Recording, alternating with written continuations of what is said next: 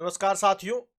जो साथी सीटेट जनवरी 2024 के लिए तैयारी कर रहे हैं, आज उनके लिए सिक्स क्लास एनसीईआरटी बुक का जो अध्याय सेकंड है, हिस्ट्री का, आखेट खाद्य संग्रह से भोजन उत्पादन तक, तो इस लेसन को हम विस्तृत रूप से पढ़ेंगे।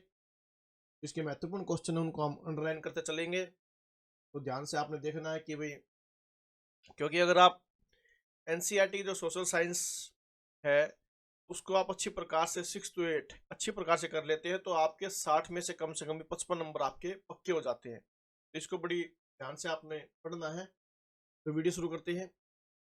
सबसे पहले तुषार की रेल यात्रा। तुषार अपने एक रिश्तेदार की शादी में दिल्ली से चेन्नई जा रहा था।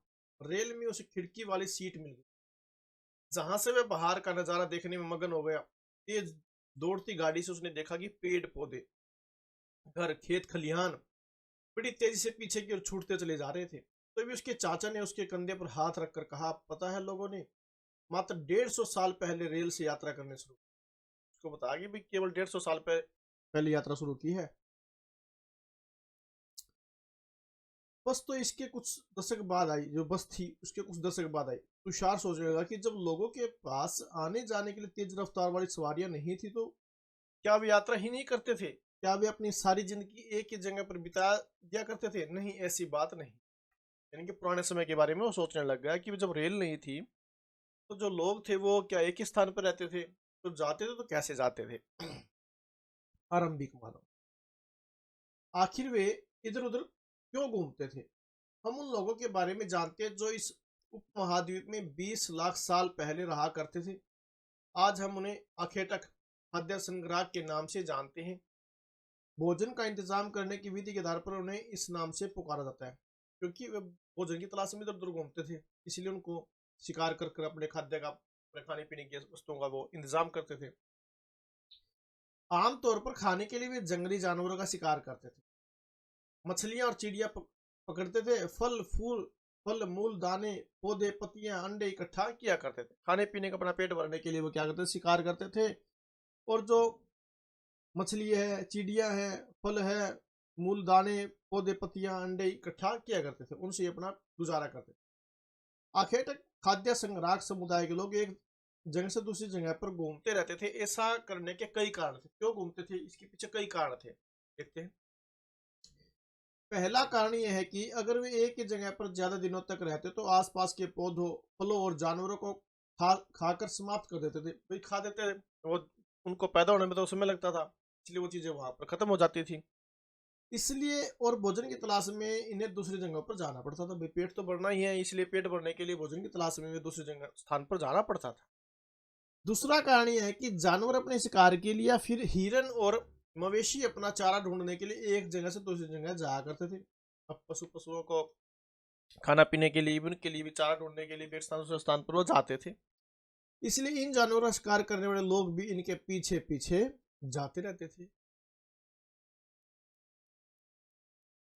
तीसरा कारण यह है कि पेड़ों और पौधों में फल फूल अलग अलग मौसम में आते थे, इसलिए लोग इनकी तलाश में उपयुक्त मौसम के अनुसार अन्य इलाकों में घूमते। जब मौसम होता था जहाँ फल फूल आते थे वहां ये रुक जाते थे और उनको तोड़कर ही खा लेते थे। जब देखते थे भी दूसरे मौसम में कहाँ पर पेड़ पौधों पर फूल लगेंगे तो वहां पर ये चले जाते थे। इसलिए मौसम के अनुसार भी ये एक स्थान से दूसरे स्थान पर घूमते रहते थे। और चौथा कारण यह है कि पानी के बिना किसी भी प्राणी या पेड़ पौधे का जीवित रहना संभव नहीं होता, ये आपको पता है। और पानी झीलों, झरनों और नदियों में ही मिलता है। कहाँ पर मिलता है? झीलों, झरनों और नदियों में ही पानी मिलता है। यद्यपि कई नदियों और झीलों का पानी कभी नहीं सूखता, कुछ झीलों और नदियों में पानी बारिश के बाद ही मिल पाता है। इसलिए ऐसी झीलों और नदियों के किनारे बसे लोगों को सूखे मौसम में पानी की तलाश में इधर उधर घूमना पड़ता। जहां पानी खत्म हो जाता था तो पानी की तलाश में दूसरे स्थान पर चले जाते थे। आरंभिक मानव के बारे में जानकारी कैसे मिलती है? पुरातत्वविदों को कुछ ऐसी वस्तुएं मिली है जिनका निर्माण और उपयोग आखेटक खाद्य संग्राहक किया करते थे। यह संभव है कि लोगों ने अपने काम के लिए पत्थरों, लकड़ियों और हड्डियों के औजार बनाए। किस चीज के औजार बनाए? पत्थरों, लकड़ियों और हड्डियों के औजार बनाए। इनमें से पत्थरों के औजार आज भी बचे हैं। इनमें से कुछ औजारों का उपयोग फल फूल काटने, हड्डियां और मांस काटने तथा पेड़ों की छाल और जानवरों की खाल उतारने के लिए किया जाता था। इन औजारों का प्रयोग क्या करते थे? फल फूल काटने, हड्डियां और मांस काटने, पेड़ों की छाल यानी कि ऊपरली जो परत होती है पेड़ों की उसको काटने, और जानवरों की खाल उतारने के लिए किया करते थे। कुछ के साथ हड्डियों या लकड़ियों के मुट्ठे लगाकर भाले और बाण जैसे हथियार बनाए जाते थे। जैसे खाल के हड्डियां मुट्ठे बना दिए जहां से उनकी पकड़ मजबूत हो सके, तो वे भाले बना लेते थे लकड़ियों के। कुछ औजारों से लकड़ियां काटी जाती थी। लकड़ियों का उपयोग ईंधन के साथ साथ चौपड़ी और औजार बनाने के लिए होता था। कुछ के साथ औजार बना लिए, कुछ के साथ उन्होंने ईंधन का उपयोग कर लिया, और कुछ के साथ उन्होंने अपनी झोपड़ी बना ली रहने के लिए। पत्थर के औजारों का उपयोग में इंसान के खाने योग्य जड़ों को खोदने के लिए किया जाता था, और दाएं जानवरों की खाल से बने वस्त्रों को सीलने के लिए भी किया जाता था। रखा चित्र के अंदर, इनको सीलने के लिए भी और खोदने के लिए भी इन औजारों का प्रयोग किया जाता था। अब आगे है रहने की जगह निर्धारित करना। लाल त्रिकोण वाले स्थान में पूरा स्थल है, यानी कि नीचे दिखाएगा नहीं है, ये लाल त्रिकोण का दिखाएगा, ये क्या है, पूरा स्थल, जहां पर आखेटक खाद्य संग्राहकों के होने के प्रमाण मिले। भाई यहाँ पर ये लोग रहते थे। इनके अलावा भी और भी कई स्थानों पर आखेटक खाद्य संग्राहक रहते थे। मानचित्र में सिर्फ कुछ गिने चुने स्थान ही चिन्हित किए गए हैं। कई पुरास्थल नदियों और झीलों के किनारे भी पाए गए। केवल जैसे यहाँ दिखाए गए हैं भीमबेटका के अंदर कुरनूल गुफाएं, उसंगी, तो यहाँ पर दिखाया गया है कि ये जो लोग हैं पाए जाते। पूरा पाषाण के पूरा स्थल दिखाए गए हैं यहाँ पर, जहाँ रेड ये त्रिकोण दिखाए गए हैं। अब उसके बाद है कि वही जैसे ये बताया गया भीमबेटका आधुनिक मध्य प्रदेश। इस पूरा स्थल पर गुफाएं में कंदराएं मिली है। लोग इन गुफाओं में इसलिए रहते थे क्योंकि यहाँ उन्हें बारिश, धूप और हवाओं से राहत मिलती थी। ये गुफाएं नर्मदा घाटी के पास। क्या तुम बता सकते हो कि रहने के लिए लोगों ने यह जगह क्यों चुनी होगी? क्योंकि पत्थर के उपकरण बहुत महत्वपूर्ण थे, इसलिए लोग ऐसी जगह ढूंढते रहते थे जहां अच्छे पत्थर मिल सके। जहां उन्हें पत्थर से औजार बनाने थे, इसलिए वे अच्छी जगह ताकि ढूंढते थे, ताकि उन्हें अच्छे पत्थर मिल सके। क्यों मिल सके? ताकि उन पत्थरों से अच्छे औजार वो बना सके। जिन गुफा में लोग रहते थे उनमें से कुछ की दीवारों पर चित्र मिले हैं। इनमें कुछ सुंदर उदाहरण मध्य प्रदेश और दक्षिणी उत्तर प्रदेश की गुफाओं से मिले चित्र हैं। इनमें जंगली जानवरों का बड़ी कुशलता से सजीव चित्रण किया गया है। पूरा स्थल उस स्थान को कहते हैं जहां औजार, बर्तन और इमारतें जैसी वस्तुओं के अवशेष मिलते हैं, उसे हम क्या कहते हैं? पूरा स्थल। तो पूरा स्थल किसे कहते हैं? जहां औजार, बर्तन और इमारतें जैसी वस्तुओं के अवशेष मिलते हैं, यानी कि बची कुछ चीजें मिल ऐसी वस्तुओं का निर्माण लोगों ने अपने काम के लिए किया था, और बाद में वे उन्हें बड़ी वहीं छोड़ गए। ये जमीन के ऊपर अंदर कभी कभी समुद्र, नदी के तल में भी पाए जाते हैं। इन पूरा स्थलों के बारे में आपको अगले अध्याय में बताया जाएगा विस्तार से। फिर राख के अवशेष मिले हैं। इसका मतलब यह है कि आरंभिक लोग आग जलाना सीख गए थे। जब राख मिली है तो आग जलाने के बाद ये जो अवशेष मिले राख बन गई, तो इसलिए उन्होंने राख को ढूंढा, तो उन्होंने एक अनुमान लगा लिया कि भी पहले जो लोग थे, आरंभिक लोग, आग जलाना भी सीख गए थे। आग का इस्तेमाल कई कार्यों के लिए किया गया होगा, जैसे कि प्रकाश के लिए, मांस भूनने के लिए, और खतरनाक जानवरों को दूर आदि भगाने के लिए भी आग का प्रयोग किया गया। एक अनुमान है भाई, इसी चीज लिए उन्होंने किया वो आग का प्रयोग। आज हम आग का प्रयोग किस लिए करते हैं? नाम और तिथियां। हम जिस काल के बारे में पढ़ रहे हैं, पुरातत्वविदों ने उनके बड़े बड़े नाम रखे हैं। आरंभिक काल को वे पूरा पाषाण काल कहते हैं। आरंभिक काल का दूसरा नाम क्या है? पूरा पाषाण काल। यह तो शब्दों यानी प्राचीन और पाषाण यानी पत्थर से बना है। यह नाम पुरास्थलों से प्राप्त पत्थर के औजारों के महत्व को बताता है। किसके महत्व को बताता है? पत्थर के औजारों के महत्व को बताता है। पूरा पाषाण काल 20 लाख साल पहले से 12,000 साल पहले के दौरान माना जाता है। इस काल को भी 3 भागों में विभाजित किया गया: आरंभिक, मध्य एवं उत्तर पाषाण युग। मानव इतिहास की लगभग 99% कहानी इसी काल के दौरान घटित हुई। जिस काल में हमें पर्यावरणीय बदलाव मिलते हैं उसे मेसोलिथ यानी मध्य पाषाण युग कहते हैं। प्रश्न आएगा, जैसे जिस काल में हमें पर्यावरणीय बदलाव मिलते हैं तो उसे क्या कहते हैं? उसे मेसोलिथ यानी या मध्य पाषाण युग कहते हैं। इसका समय लगभग 12,000 साल पहले से लेकर 10,000 साल पहले तक माना गया। इस काल के पाषाण औजार आमतौर पर बहुत छोटे होते थे। इन्हें माइक्रोलिथ यानी लघु पाषाण कहा जाता था। ये छोटे औजार थे, इनको क्या कहा? माइक्रोलिथ यानी लघु पाषाण काल, लघु पाषाण कहा जाता है। प्राय इन औजारों में हड्डियों या लकड़ियों के मुट्ठे लगे हंसिया और आरी जैसे औजार मिलते थे। साथ साथ पूरा पाषाण युग वाले औजार भी इस दौरान बनाए जाते थे। अगले युग की शुरुआत लगभग 10,000 साल पहले से होती है। इसे नौ पाषाण युग कहा जाता है। नौ पाषाण युग का मतलब होता है होगा कि हमने कुछ स्थानों के नाम दिए, अगले अध्याय में तुम्हें ऐसे अनेक नाम मिलेंगे। अक्सर हम पुराने स्थानों के लिए उन नामों का प्रयोग करते हैं जो आज प्रचलित, क्योंकि हमें ज्ञात नहीं है कि उस काल में इनके क्या नाम है। ये विस्तार से इसलिए पढ़ते हैं कि ताकि जैसे बीच से भी क्वेश्चन पूछ लेते हैं, तो एक भी चीज आपने नहीं छोड़नी, विस्तार पूर्वक पूरा लेसन पढ़ना है। बदलती जलवायु, लगभग 12,000 साल पहले दुनिया की जलवायु में बड़े बदलाव आए और गर्मी बढ़ने लगी। इसके परिणामस्वरूप कई क्षेत्रों में घास वाले मैदान बनने लगे। इससे हिरन, बारहसिंगा, भेड़, बकरी और गाय जैसे उन जानवरों की संख्या बढ़ी जो घास खाकर जिंदा रह सकते हैं। जो लोग इन जानवरों का शिकार करते थे वे भी इनके पीछे आए और इनके खाने पीने की आदतों और प्रजनन के समय की जानकारी हासिल करने लगे। हो सकता है कि तब लोग इन जानवरों को पकड़कर अपनी जरूरत के अनुसार पालने की बात सोचने लगे हो। साथ ही इस काल में मछली भी भोजन का महत्वपूर्ण स्रोत बन गया, लोग मछली भी खाने लग गए थे। खेती और पशुपालन की शुरुआत, इसी दौरान उपमहाद्वीप के भिन्न भिन्न इलाकों में गेहूं, जौ और धान जैसे अनाज प्राकृतिक रूप से उगने लगे थे। इसमें खेती भी करने लगे थे, जिसमें क्या था? गेहूं, जौ और धान जैसे अनाज प्राकृतिक रूप से उगने लगे। शायद महिलाओं, पुरुषों और बच्चों ने इन अनाजों को भोजन के लिए बटोरना शुरू कर दिया होगा। साथ ही वे यह भी सीखने लगे कि यह अनाज कहाँ उगते थे और कब पककर तैयार होते थे। ऐसा करते करते लोगों ने इन अनाजों को खुद पैदा करना सीख लिया होगा। इस प्रकार धीरे धीरे वे कृषक बन गए होंगे। एक अनुमान लगाया कि उन्होंने फिर इनको पैदा करना सीख लिया और बाद में वो क्या बन गए? धीरे धीरे कृषक यानी के किसान बन गए। इस तरह लोगों ने अपने घरों के आसपास चारा रखकर जानवरों को आकर्षित कर उन्हें पालतू बना लिया होगा। फिर वो क्या था, जब उनके पास चारा होने लगा तो उन्होंने अपने घर के पास चारा रख रख लिया और जिससे वे जानवर उनके पास आने लगे और उनको अपने अंडर क्या बना लिया? उनको पालतू बना लिया। सबसे पहले जिस जंगली जानवर को पालतू बनाया गया वह कुत्ते का जंगली पूर्वज था। कुत्ते का सबसे पहले किसको पूर्वज बनाया गया? कुत्ते का पूर्वज, कुत्ते का जंगली पूर्वज था। धीरे धीरे लोग भेड़, बकरी, गाय और सूअर जैसे जानवरों को अपने घरों के नजदीक आने को उत्साहित करने लगे।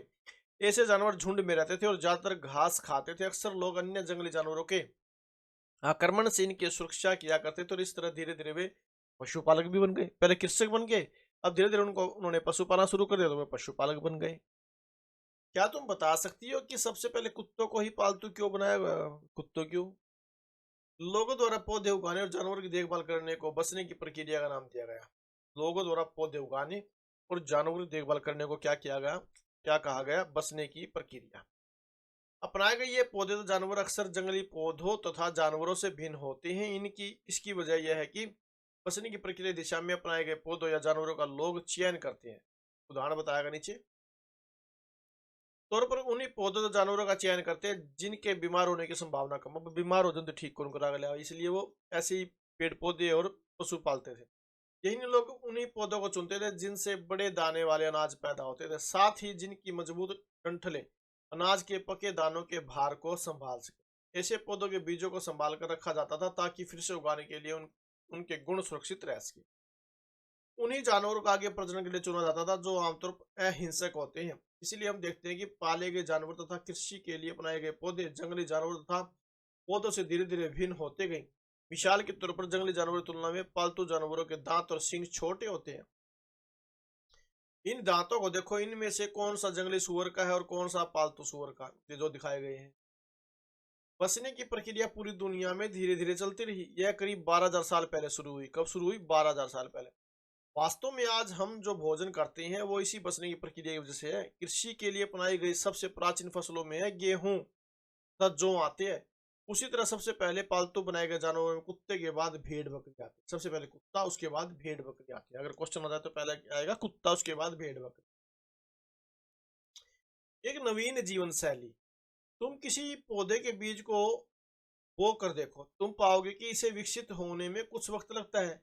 इसमें कुछ दिन, महीने या फिर साल तक लग सकता है। इसलिए जब लोग पौधे उगाने लगे तो उनकी देखभाल के लिए उन्हें एक ही जगह पर लंबे समय तक रहना पड़ा। भाई जब उन्होंने पौधे पौधे सोचा इसका फल भी लेंगे, दूसरे अगर दूसरे स्थान पर वो चले गए होंगे, चले जाते तो उनको वो फल नहीं मिलता, इसलिए वो उनको क्या किया, इंतजार करना पड़ा, एक स्थान पर रहने के एक स्थान पर रहना पड़ा ताकि वो जो पौधा है वो पककर तैयार हो जाए।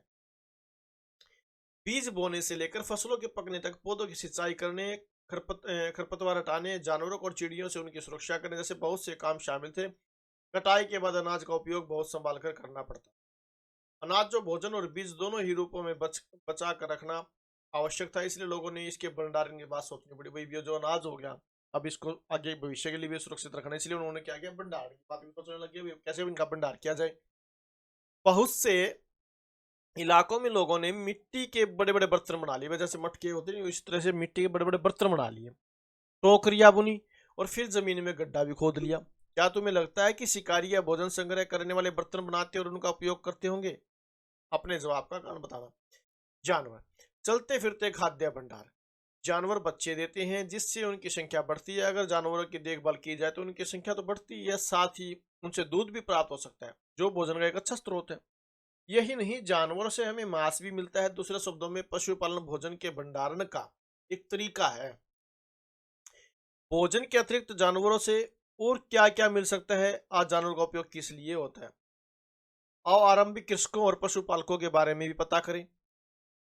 क्या तुम्हें कई नीले वर्ग दिखाई दे रहे हैं? पता है कि इनमें से प्रत्येक बिंदु उस जगह का दर्शाता है जहां पुरातत्वविदों को शुरुआती कृषकों और पशुपालकों के होने के साक्ष्य मिले हैं। ये पूरे उपमहाद्वीप में पाए गए हैं। इनमें सबसे महत्वपूर्ण पश्चिमी क्षेत्र में, आधुनिक कश्मीर में और पूर्वी तथा दक्षिणी भारत में पाए गए हैं। ये क्षेत्र बताए गए हैं। कहाँ पर? पश्चिमी क्षेत्र में, आधुनिक कश्मीर में और पूर्वी तथा दक्षिणी भारत में। वास्तव में ये निर्दिष्ट स्थान कृषकों और पशुपालकों की बस्तियां थी जहां बस्ती या नहीं, इसे जांचने के लिए वैज्ञानिक खुदाई में मिले पौधों और पशुओं की हड्डियों के नमूनों का अध्ययन करते हैं। इनमें सबसे रोचक जले हुए अनाज के दानों के अवशेष है। ऐसा लगता है कि ये गलती से या फिर जानबूझकर जलाए गए होंगे। वैज्ञानिक इन अनाज के दानों की पहचान कर सकते हैं। इस तरह हमें पता चलता है कि इस उपमहाद्वीप के विभिन्न भागों में बहुत सारी फसलें उगाई जाती रही होगी। वैज्ञानिक विभिन्न जानवरों की हड्डियों की भी पहचान कर सकते हैं।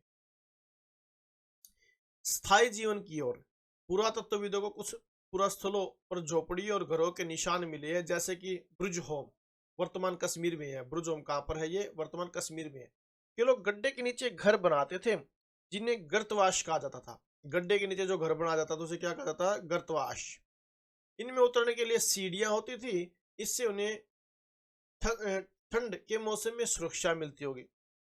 पुरातत्वविदों को झोपड़ियों के अंदर और बाहर दोनों ही स्थानों पर आग जलाने की जगह मिली। ऐसा लगता था कि लोग मौसम के अनुसार घर के अंदर या बाहर खाना पकाते होंगे।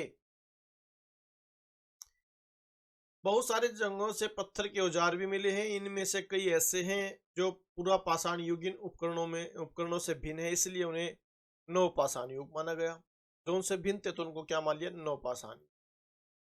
इनमें वे औजार भी है जिनकी धार और अधिक पैना करने के लिए उन पर पॉलिश चढ़ाई जाती थी। ओखली और मुसल का प्रयोग अनाज तथा वनस्पतियों से प्राप्त अन्य चीजों को पीसने के लिए किया जाता था। आज हजारों साल बाद भी ओखली और मुसल का प्रयोग अनाज पीसने के लिए जाता है। आज भी करते हैं लोग ओखली और मुसल का प्रयोग तो अनाज पीसने के लिए। उसी तरह प्राचीन प्रस्तरयुगीन औजारों का निर्माण और प्रयोग लगातार होता रहा। कुछ औजार हड्डियों से भी बनाए जाते थे। ये बताए गए नवपाषाण युग के कुछ उपकरण। नवपाषाण युग के पुरास्थलों से कई प्रकार के मिट्टी के बर्तन मिले हैं। कभी कभी इन पर अलंकरण भी किया जाता था।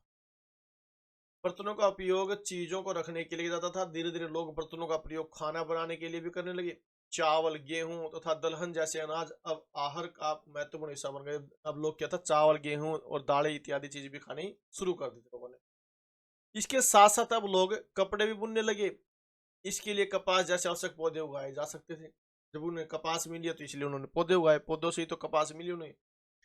क्या ये परिवर्तन हर जगह एक साथ ही आ गए होंगे? ऐसी बात नहीं है। एक तरफ जहाँ कई जगहों पर स्त्री पुरुष शिकार और भोजन संग्रह करने का काम करते थे, तो वहीं अन्य लोगों ने हजारों सालों के दरमियान धीरे धीरे खेती और पशुपालन को अपना लिया। बहुत जगह लोग मौसम के मुताबिक बदल बदल कर अपनी जीविका चलाया करते थे। तो जहाँ उनका सूटेबल मौसम होता था वहां चले जाते थे, और जहां उनको अच्छा मौसम लगता था, खाने पीने की वस्तु आसानी से मिल जाती थी, वो उस स्थान पर चले जाते थे। सूक्ष्म निरीक्षण, मेहरगढ़ में जीवन मृत्यु। यह ईरान जाने वाली सबसे महत्वपूर्ण रास्ते पोलन दर्रे के पास एक हरा भरा समतल स्थान है।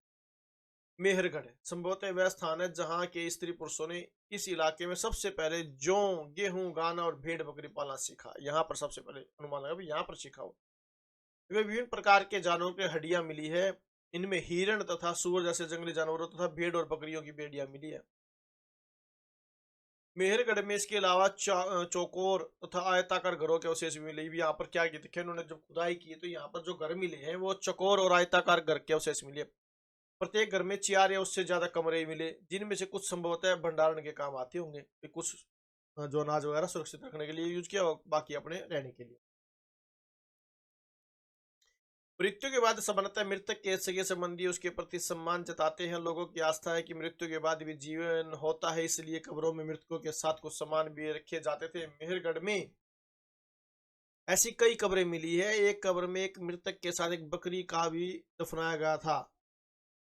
इसे परलोक में मृतक के खाने के लिए रखा गया हुआ एक मृतक था, उसके साथ क्या है, बकरी के अवशेष भी मिले। तो ताकि ये मरने के बाद भी क्या है, अपना भोजन का व्यवस्था कर सके, इस बकरी को खाकर अपना जीवन यापन कर सके, इसलिए उसको बकरी को साथ में दफना। फ्रांस में गुफा में की गई चित्रकारी। अपने एटलस में फ्रांस ढूंढो। यह चित्र फ्रांस के गुफा का है। इस पूरा स्थल की खोज लगभग 100 साल पहले 4 स्कूली छात्रों ने की थी। इस तरह के चित्र लगभग 20,000 साल पहले से लेकर 10,000 साल पहले के बीच बनाए गए होंगे। इनमें कई जानवरों के चित्र हैं। इनमें जंगली घोड़े, गाय, भैंस, गैंडा, रेंडियर, बारहसिंगा और सूअरों को गहरे चमकीले रंगों से चित्रित किया गया है। इन रंगों को लोहे, शक और चारकोल जैसे खनिज पदार्थों से बनाया जाता था। इस तरह से बनाया जाता था, इन रंगों को लोहा, शक और चारकोल जैसे खनिज पदार्थों से बनाया जाता है। यह संभव है कि इन चित्रों को उत्सवों के अवसर पर बनाया जाता था, फिर इन्हें शिकारी द्वारा शिकार पर निकलने से पहले कुछ अनुष्ठानों के लिए बनाया गया होगा। क्या तुम इन्हें बनाने का कोई और कारण बता सकती हैं? एटलस में तुर्की ढूंढो। नवपाषाण युग के सबसे प्रसिद्ध पुरास्थलों में से एक चाताल युग तुर्की में है। प्रश्न पूछ लिया, चाताल युग कहाँ पर है? ये तुर्की में है। यहाँ दूर दराज स्थानों से कई चीजें लाई जाती थी और उनका उपयोग किया जाता था, जैसे सीरिया से लाया गया चकमक पत्थर, लाल सागर की कोड़ियां और भूमध्य सागर की सीपियां। ध्यान रहे कि उस समय तक पहिए वाले वाहन का विकास नहीं हुआ था। लोग सामान खुद या जानवर की पीठ पर लाद कर ले जाया करते। तो ये था आपका जो लेसन, जिसको आज हमने विस्तार से पढ़ा। तो इसको बड़ी आप सावधानी से पढ़ा। जैसे सीरिया से क्या चीज लागा? चकमक पत्थर, लाल सागर की कोड़ियां, भूमध्य सागर की सीप। क्या पता इसी लाइन से क्वेश्चन को पूछ लिया जाए, क्योंकि जो क्वेश्चन लेसन से पूछे जाते हैं वो एग्जामिनर कहीं से भी पूछ सकता है। तो आपने जो लेसन पढ़ना पूरी डिटेल के साथ आपने पढ़ना, कोई भी आपने उसके अंदर कोई भी शब्द नहीं छोड़ना है। तो अगर आपको लेसन की जानकारी अच्छी लगी तो प्लीज आप वीडियो को लाइक जरूर करें, अधिक से अधिक शेयर करें और चैनल सब्सक्राइब जरूर करें। Thank you very much.